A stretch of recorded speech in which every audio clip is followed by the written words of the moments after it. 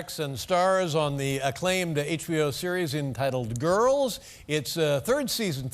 How about that? Premieres back-to-back episodes Sunday, January 12th at 10 p.m. Ladies and gentlemen, here's the lovely Lena Dunham. Come on.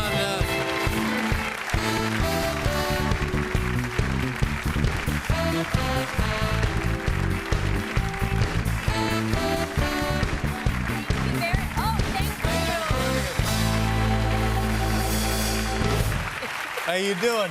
I'm really good. I'm so happy to see you again. Well, nice to see you, and Happy New Year. And what did you do for the New Year? Anything? Happy New Year to you. Thank you. So I don't take very much time off. I'm not very good at it, but why is that, do you think? That's an interesting thing to say about yourself. You're not good at having free time. I'm not. It gives too much of an opportunity for my existential angst to creep in, I feel. Wow, I don't know what that means. I just think free time, I'm having fun for half an hour. I watch some television programs and suddenly I'm like, we're all gonna die. Why don't we just use the time while we're on Earth as wisely as we can? Why would I stop now? I'm so young, but I'm not that young in the scheme of the universe. Death, death, death. Bummer. Bummer. Sorry. Oh, my God. But you seem great. I hope that isn't actually what takes place. And God, please get some help if it is what actually... Okay, so...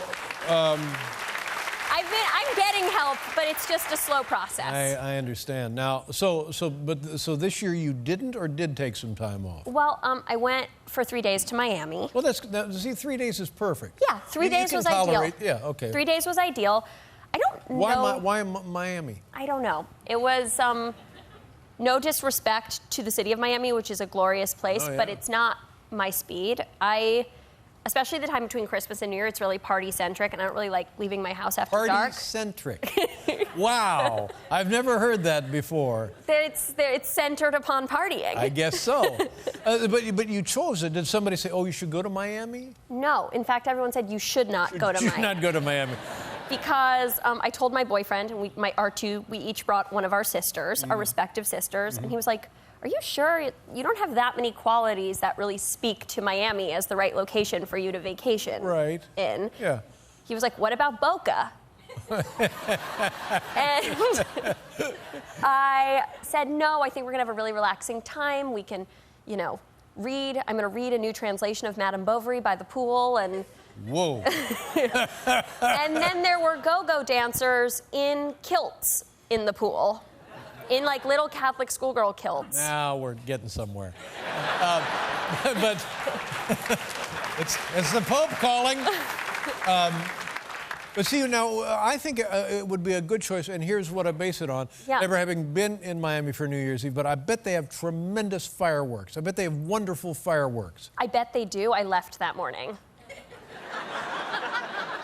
You mean you left New Year's Eve morning? There's so many things wrong with the way that I travel, Dave, and so many things wrong with me. But I'm sure they do, and their spirit of joy and celebration is palpable. But I didn't want to do any of the things that they were doing. What kind of stuff did they have lined up that you could have done? Well, if I'd stayed around for New Year's Eve, Robin Thicke was playing at the swimming pool. So I could have twerked on up to him, I suppose.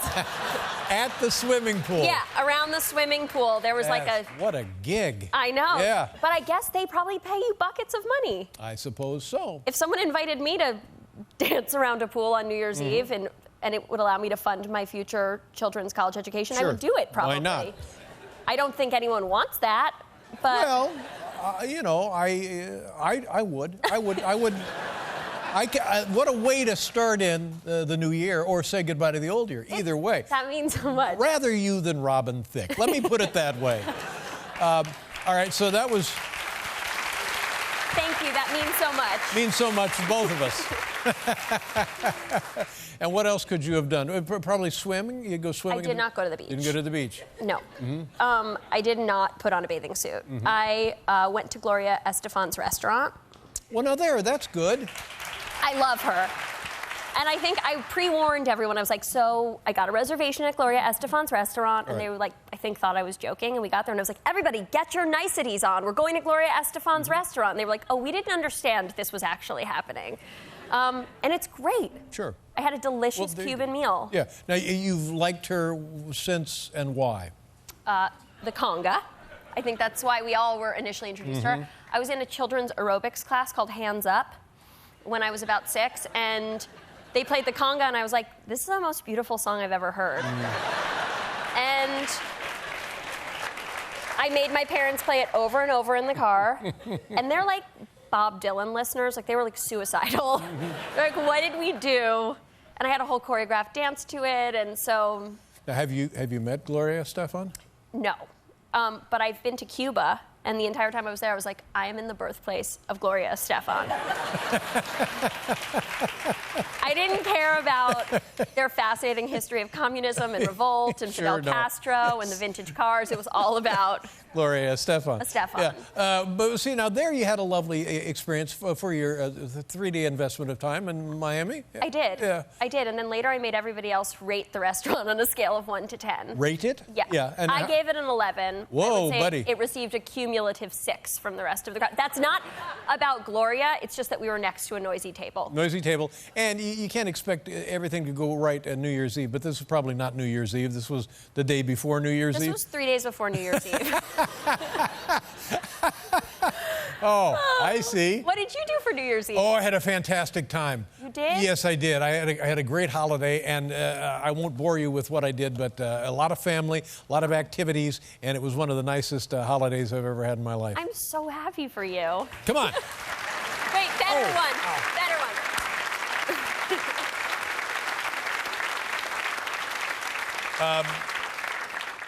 The third season of Girls, it seems like we were just talking to you yesterday about the show getting off the ground and stuff. I can't believe this has happened.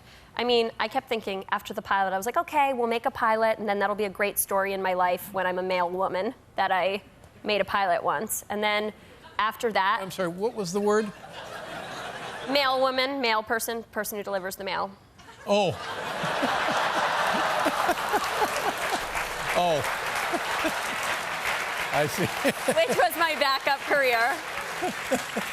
But I would have read everybody's mail. Yeah, of course. You know, I was, and don't take this the wrong way. Yeah, you were thinking more Never of a mind. transgender I situation. I don't know. And then I thought after season 2, we did so many unspeakable things on screen. I was like, there's no way that we're going to be allowed back. And then suddenly we're doing this. You're back, and here you are. I feel so lucky. And the show keeps getting people wanting to give you awards and stuff. I mean, that is beyond me. Do you like going to the awards festivities?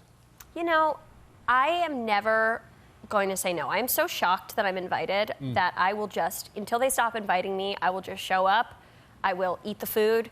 I will take photos of celebrities without their permission. Do you like being around famous people?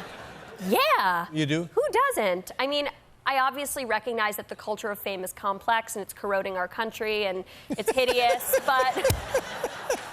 It's hideous, and it's corroding our country. I love to look at famous people. Yeah, sure, but you're right. It is hideous. I mean, we know that it's the worst. We know we should separate our egos from our true consciousness, but I just want to look at the Kardashians' butts all day. Yeah. Yeah. Come on, again. There you go.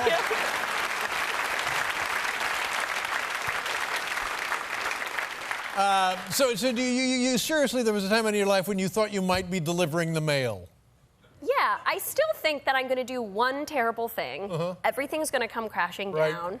And then I'm going to be, I mean, delivering the mail is the best case scenario for what I'm going to be doing. No, but it's show business. That's the beauty of show business. Look at Charlie Sheen. He's still in show business. It's crazy. I know. My mom actually said to me, she was like, the worse behaved you are, the better this will go. That's right. Yeah. But I'm too afraid. No, you're fine. Now listen, third season of Girls premieres Sunday, January 12th. It does. Double episode. Now, why the double episode? Why not?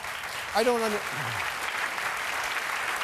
Why don't they just make it twice as long? Why 2 different episodes? You know, I think we felt that the first 2 episodes really went together. They story-wise, you wanted to conclude it. Also, I'm not involved with programming.